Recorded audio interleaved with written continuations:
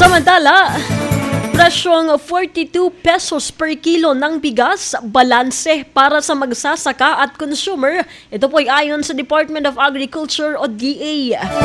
Ang buong detalye ng balita nasa linya sa Megapo Patrol number 15 mula sa Masbate City, J. Ligaspi Alfaro. Bicol Network News Report!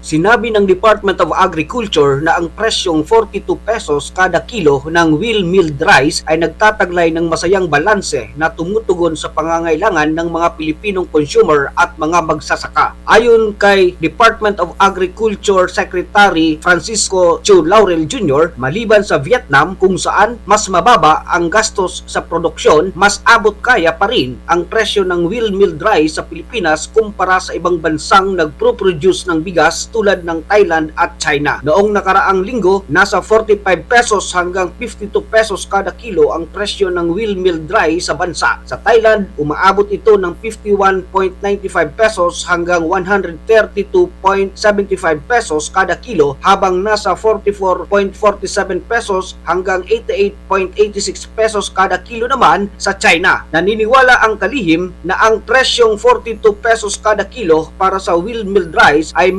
makapagbibigay ng balanse sa layuning mabigyan ang mga magsasaka ng disenteng kita at matulungan ang consumers na magkaroon ng abot kayang pagkain, lalo na sa bigas. Dinagdag pa ng kalihim na binabantayan ng Department of Agriculture ang galaw ng bigas sa pandaigdigang merkado, pati na ang halaga ng piso kontra dolyar. Megawa Patrol numero 15, J. Ligaspi Alfaro, tatak tunay na serbisyo.